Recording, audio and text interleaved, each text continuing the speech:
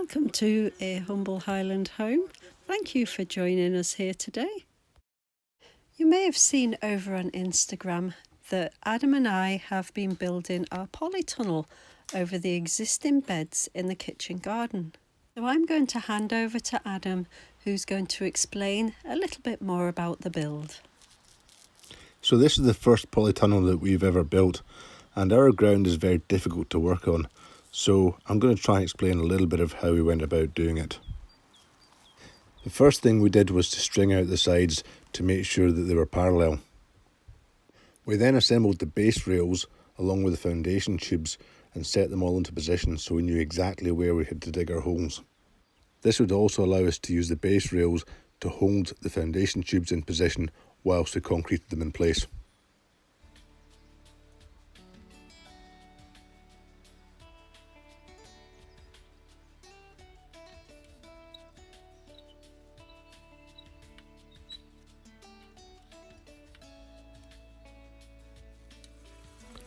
We actually came across some boulders exactly where we wanted our foundation tubes to go. So we got a core drill and we cored through the boulders because that was quicker and easier than actually trying to dig them out. Looking down the length of our polytunnel, our land slopes very slightly. So not only did we have to set the base rails straight on a side-to-side position, we had to follow the lie of the land, and then we had to position our foundation tubes at a very slight angle so that they actually sat vertically, because this ensures that our hoops would be vertical when they were installed. You can see the holes are fairly deep, around about 1/2 metre. I simply clamped a wooden pole across the ends to make sure everything lined up. A couple of days after pouring the concrete, we were ready to start installing the hoops. I actually pre-assembled the hoops on my garage floor because it was a nice big flat area that ensured that the hoops would be flat and true. You can probably see that they need sprung quite a bit to fit onto the foundation poles, but that's the way they're designed and it's actually quite easy to do. I must admit, up until this point, it felt like we'd been putting in a lot of work and not seeing a lot of progress. But then when you pop the first hoop on there, suddenly it comes to life. For our tunnel, we had 7 hoops to install, and they all dropped straight into place with no problems. I suspect part of that is because we paid a lot of attention to getting our foundations in right. There is a little bit of advice in the instructions, and I would wholeheartedly recommend it. Work out what fittings and clips you need to put into your hoops before you install them, because doing it afterwards is very, very difficult. Despite the fact that it says it can be done, I found it a lot easier to pop the end of the hoop off and slide the fittings on and then pop the end back in place.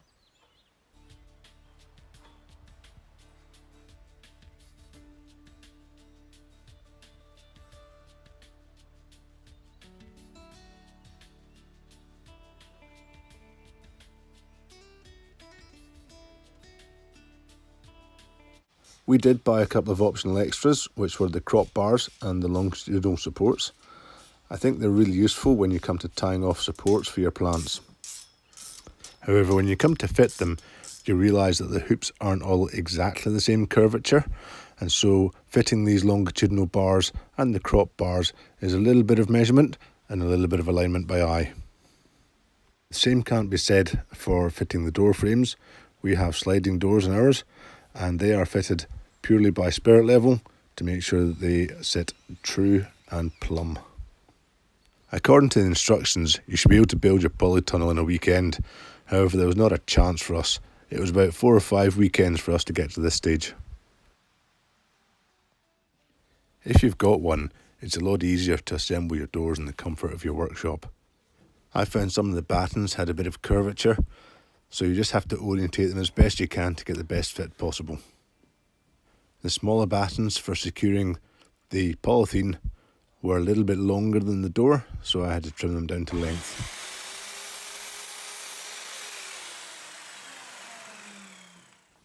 When it comes to fitting the polythene, it's a lot easier to do it on the workbench, and if you've got a staple gun, you definitely want to use it.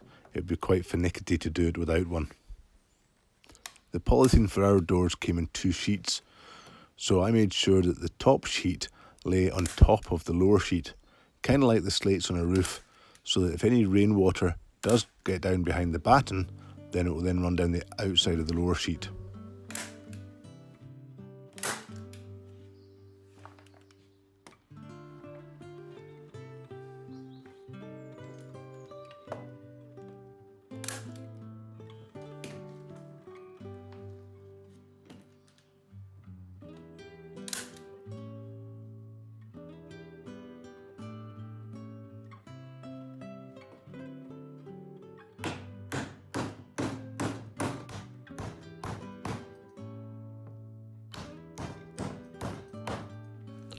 Once secured with the battens, it's then just a case of trimming off the excess with a sharp knife.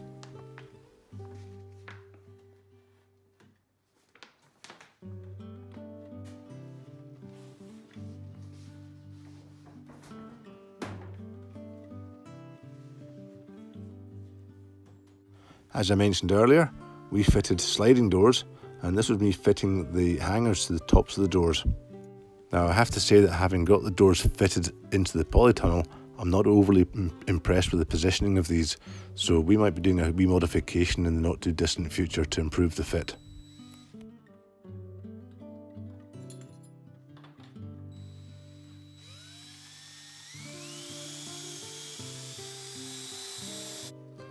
That said, the roller mechanisms themselves are really smooth, and as long as you fit the track nice and level on the polytunnel itself, then the doors will run very freely.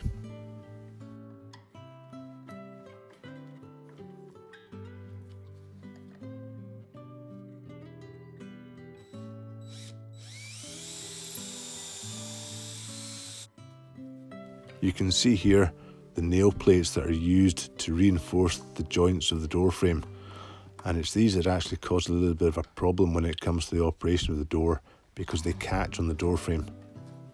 So as I say, we'll be doing a small modification to those.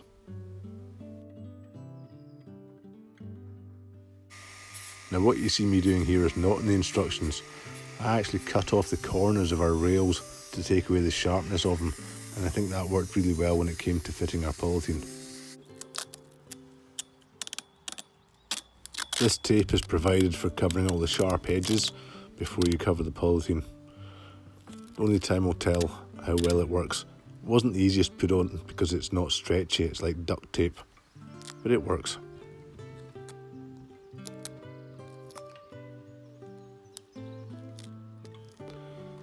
Very last thing we do before we put the polythene on is put the heat tape on. I think they call it hotspot tape, and I wasn't quite sure just how much had been provided, but it turns out there's plenty, so you can be quite liberal with it.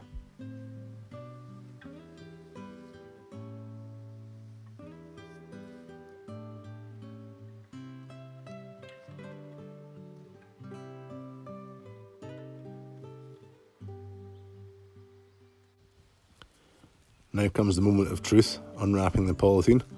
We were very lucky, we had a very, very still day, very little wind, nice, sunny, it was perfect conditions. And you'll see that we have carpeting laid down the side. This is some old carpeting that we've had kicking around for some time.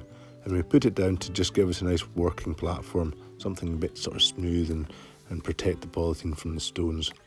If you've got a bigger grassy area, then that would be nice. But we didn't have that luxury, so you've got to make do with what you've got.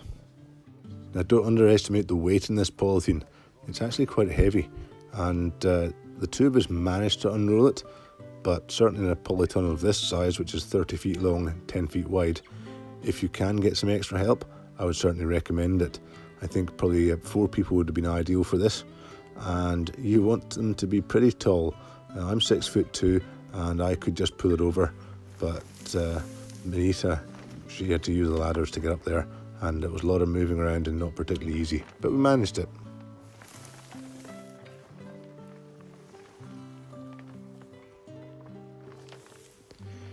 We have some plastic clamps. They're spring loaded, and they for all the world look like a big clothes peg, and they were really useful. They allow you to hold the polythene in place whilst you pull it up a little bit at a time, and it was definitely would have been very difficult to do it without these.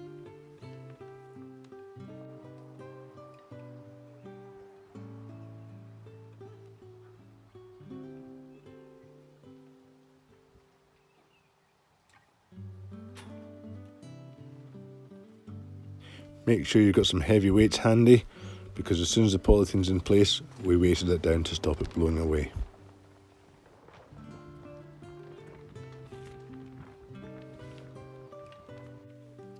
We tried following the instructions for fitting the polythene at each end of the tunnel around the door frames, but it didn't work very well for us, and in fact we ended up lifting the battens off again and stapling the polythene in place with our staple gun before refitting the battens. Make sure you get the folds in the polythene the right way round so that the water doesn't gather in them, it in fact runs off. Fitting the polythene into the base rail is quite difficult. It took 2 people and a lot of patience to hammer the section into place.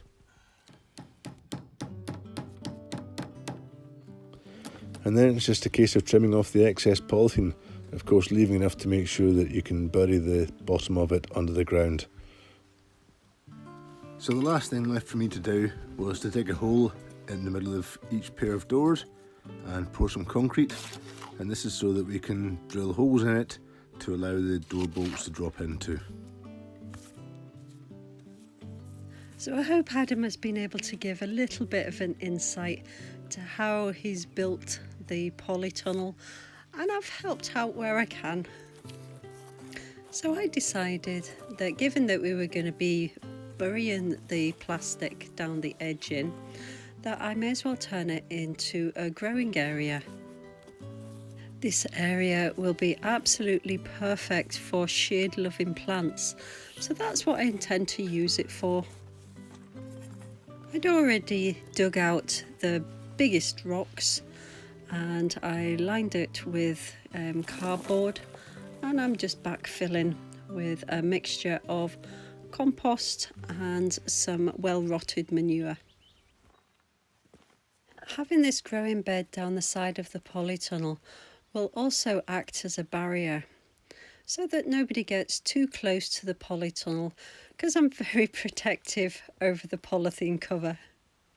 It's taken us a long time to get to this stage, and it really is a dream come true, so we will do everything that we can to look after it.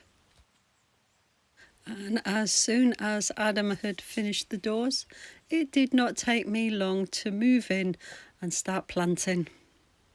I still have lots that I want to do in here, but it's a pretty good start. It'll all get done in its own time. I hope you enjoyed this collection of videos showing how we built our polytunnel. If you did, please give us a wee thumbs up and consider subscribing. But for now, thank you so much for joining me here today. Take care of yourself and others, and I'll see you in the next video.